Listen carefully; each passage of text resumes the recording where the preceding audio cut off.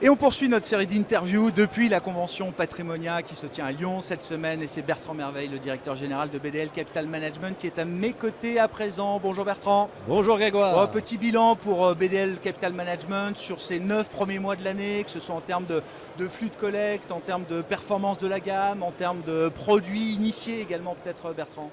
C'est une excellente question pour commencer. Non, on fait une super année. Ouais. On est vraiment ravis chez BDL cette année, en 2025. On a le combo que toutes les sociétés de gestion aimeraient avoir, des bonnes perfs et pas mal de collecte. Ouais. Donc quelques chiffres, nos deux fonds un peu vitrines, BDL Conviction et BDL Rempart, 1,3 milliard, 1,2 milliard en termes d'encours, une performance au-dessus de 20% pour BDL Conviction et au-dessus de 15% pour BDL Rempart. Donc ça c'est sûr que c'est une vraie satisfaction pour nos clients. Et c'est cohérent en plus par rapport à notre message de début d'année, par rapport à la stratégie qu'on a menée. Ouais. Peut-être qu'on en dira un mot tout à l'heure. En termes de collecte, c'était vu avant l'été Grégoire, on était autour de 200 millions de collecte nette. Là on est à 400. Donc on a doublé notre collecte nette là, sur l'été avec une accélération vraiment régulière de notre collecte notamment sur les plateformes, ce qu'on appelle les plateformes, donc les conseillers en gestion de patrimoine qui sont là aujourd'hui. Donc vraiment la dynamique est bonne.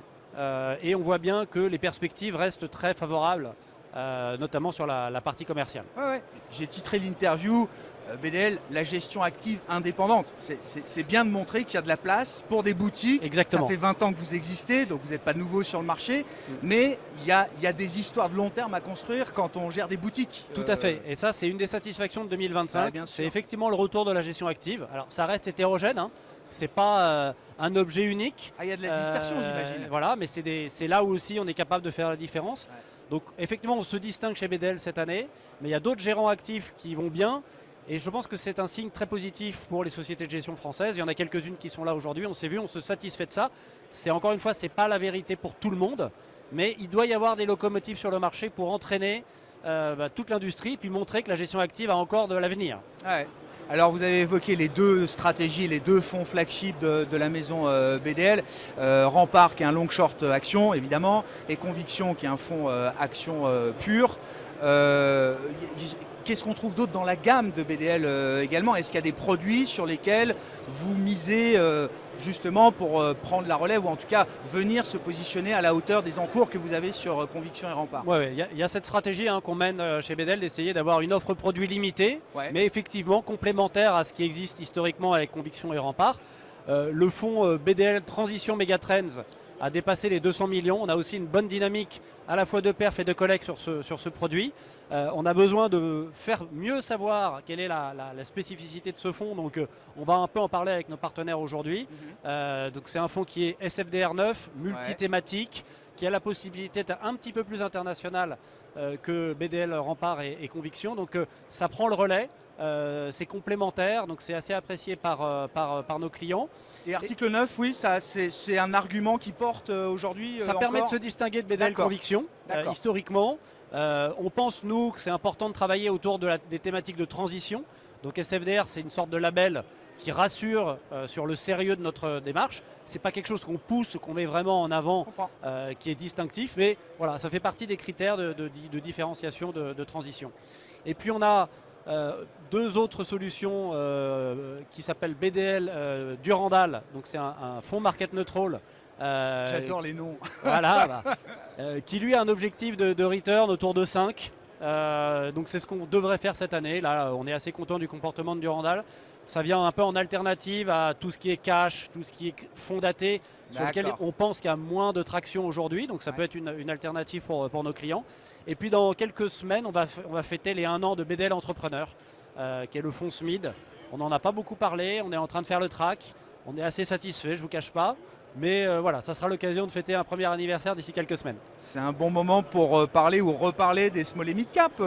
Voilà, c'est au moment après des années un peu compliquées. C'est au fond du puits. Voilà, au fond du puits, on a rebondi. Et nous, voilà, au moment où personne n'en attendait, on s'est lancé. c'est une vraie expertise historique qu'on avait retrouvée, qu'on retrouve dans Conviction, mais là on a décidé d'en faire une stratégie à part. Bon, qu'est-ce qu'on peut dire en termes de gestion là, sur ces 9 premiers mois de l'année? Encore une fois, la gestion active indépendante, comment s'est caractérisé ce début d'année justement en termes de gestion? Est-ce que ça a été un moment très actif en termes de gestion pour vous? Alors je ne peux pas parler de tout, donc je vais peut-être faire un focus sur BDL Rempart.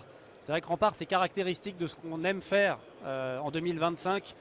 On a eu les 3 moteurs de performance de Rempart qui sont allumés. Donc la partie longue sur laquelle on a généré pas mal d'alpha. Je vais vous expliquer pourquoi. La partie short également. Moins de génération d'alpha que la longue, mais quand même en génération d'alpha. Et puis on a été, je pense, assez bon dans le pilotage du 3e moteur qui est l'exposition nette. Parce que BDL Rempart, c'est un fonds qui est géré vraiment activement. Ouais. Donc on a commencé l'année avec une expo nette de 70%. On est descendu à 35, on va dire mi-fin avril, au moment où ça secouait assez fort. Ouais. On est remonté, redescendu là à la fin de l'été avec le risque France qui se rematérialisait un petit peu en Europe. Et là on est remonté avec, on pense, un peu plus de visibilité. Donc on a vraiment navigué très fortement notre exponette, ce qui a permis de vraiment contribuer au bon comportement de Rempart cette année. Donc les 3 moteurs ont bien fonctionné et ça c'est important de le souligner. Ce qu'on a fait aussi, c'est qu'on a bien géré la répartition sectorielle. Je vais prendre un exemple. Ouais. On était assez surpondéré sur les financières en début d'année, donc on en a bien profité. On a décidé de prendre nos profits. Et de la même manière, on a un positionnement qui est un petit peu plus défensif aujourd'hui. Les valeurs de croissance ont pas mal souffert, comme vous le savez. Nous, en Europe, oui. En Europe, oui, en Europe, pardon. Ouais. Et on a retrouvé finalement dans ce secteur de la cote des valorisations qui nous semblent très attractives. Donc aujourd'hui, le portefeuille, il est composé à peu près de 55% de ce qu'on appelle les compounders, donc plutôt des valeurs défensives avec de la visibilité, de la résilience qui nous semblent assez adaptées à l'environnement de marché actuel.